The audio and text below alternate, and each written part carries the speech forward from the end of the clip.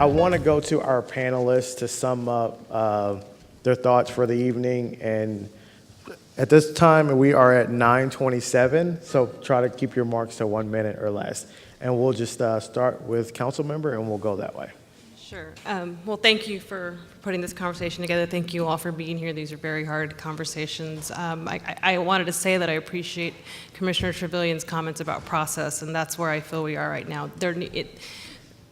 We don't feel as a community, and rightfully so, that it's fair, and that I think if both sides felt it was fair, we wouldn't be having this conversation. And so I am committed to finding that place and finding that process to get us there. Yeah, so and I appreciate all your very candid and your candid thoughts and concerns about this. Thanks again for having me and having this discussion.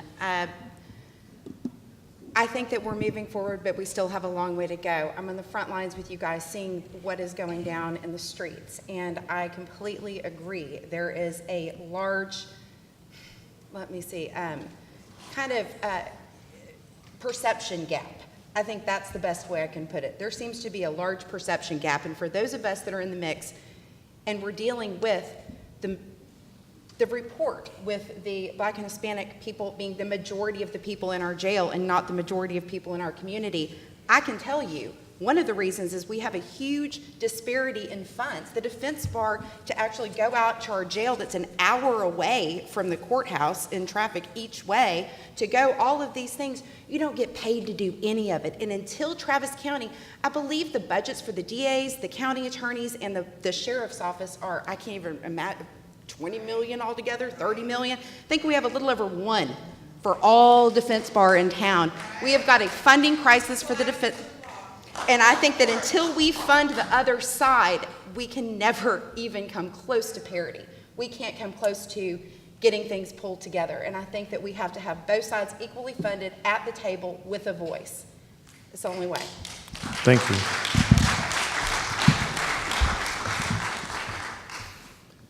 Well, you know, we did not get here in a day, and we're not going to solve it tonight.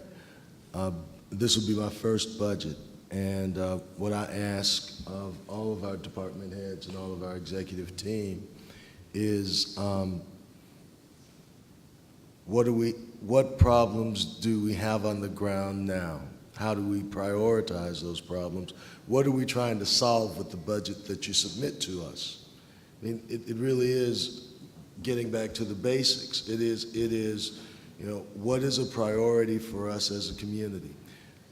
You know, you look at a legislature now that doesn't fund public education properly, doesn't fund healthcare properly, doesn't fund public assistance properly, is talking about revenue caps that might make it even more difficult to provide the services that are necessary for many of our community members to get to work, to get to the doctor, to get to and from just basic needs. As a community, what we have to hear and what we have to know are your priorities. Can't do it all at one time. What is the most important thing?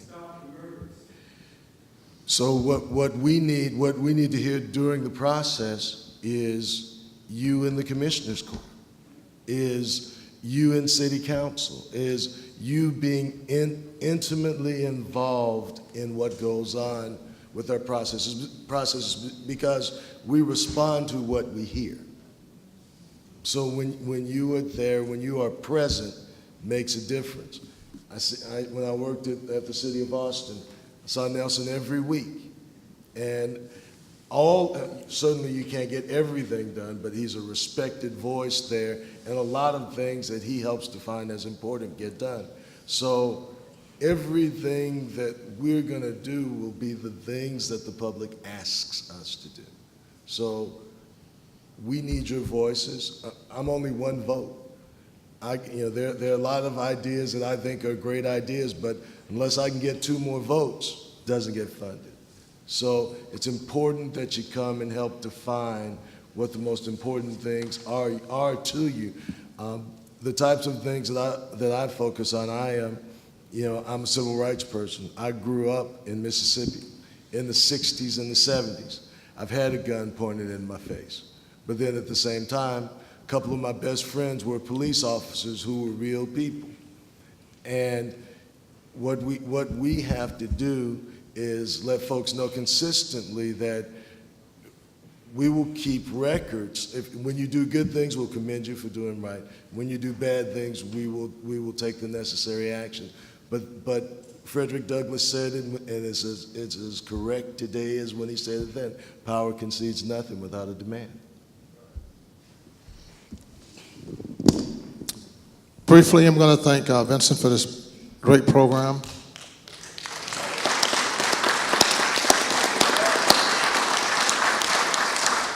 And I want to thank you for being here because you have a lot of power, but you have to use it. Make sure you become civically engaged and vote and elect good people.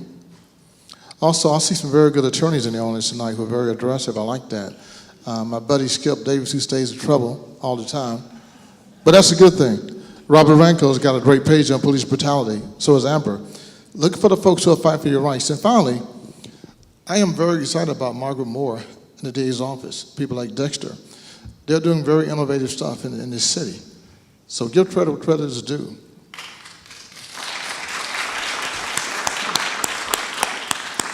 And last but not least, I even try to respect my opposition. People like Ken Cassidy, we talk all the time. We call them box. We don't agree on a whole lot of the things, but we respect each other. It's very important in this environment to be civil and be respectful. And I'm gonna tell you something. If you look at the best practices in this country, around the country that we've learned from this experience, there's a lot we can do.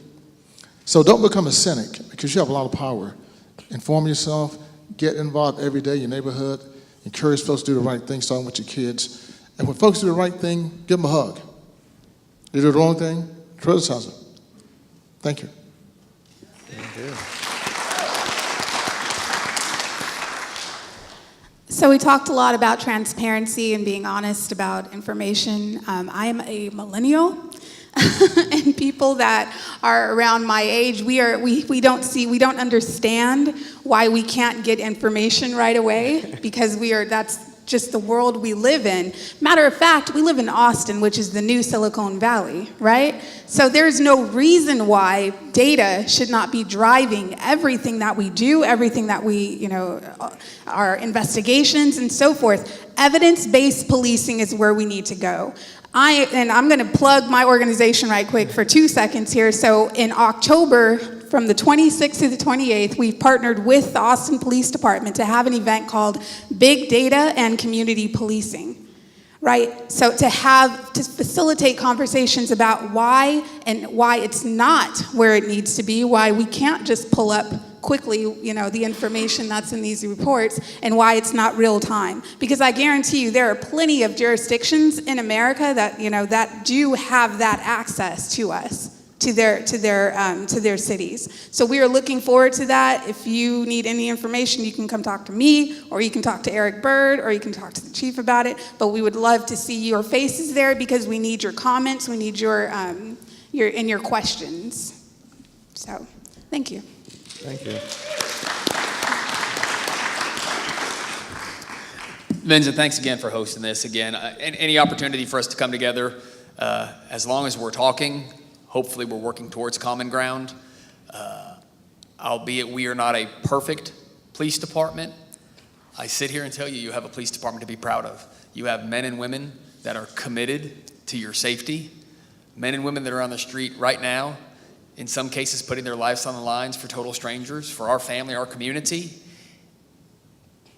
And I don't want that to get lost in the discussion. We are not a perfect profession, but in Austin, I am proud to be here because of the values that we hold for our department and for this community. So we're going to disagree at times on maybe decisions I make on discipline, on whether things are right or wrong.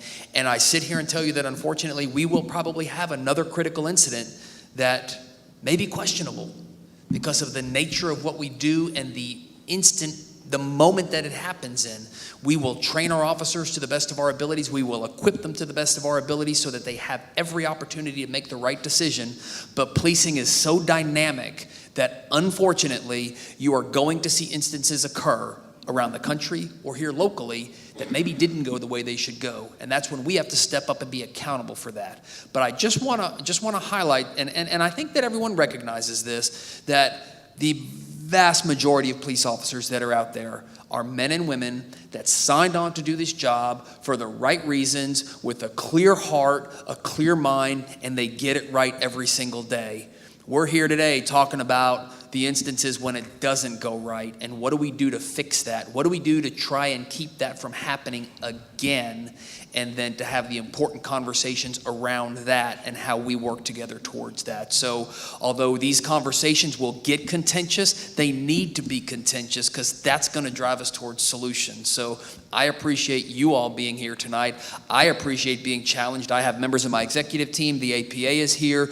These conversations are beneficial for us too, and they're not only a litmus test for where we're at with the community, but they help set our direction for things we need to be talking about if we're not already doing so. So my thanks to you all for being here tonight as well.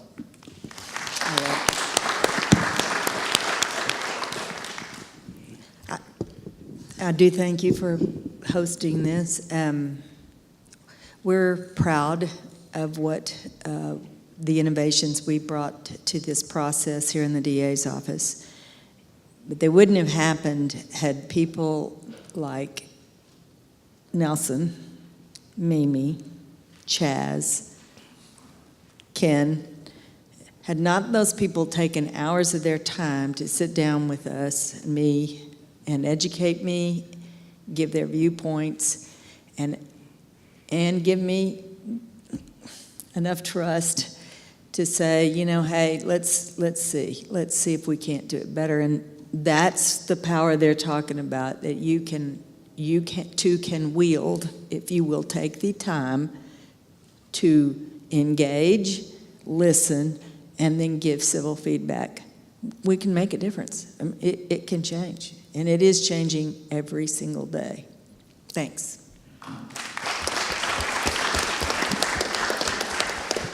And I want to thank you all for being here this evening. The time that you spent, the directness in which that you spoke is needed. To me, real leadership isn't just going places where people are going to pat you on the back, but real leadership is having real conversations about issues that matter, and sometimes it's going to get passionate, and sometimes people are going to get upset. And we need that. We cannot be in this community and turn the blind eye to issues that exist. So I want to thank you all for being here. I want to thank everyone that watched. I want to thank all of our panelists for being here, taking those conversations.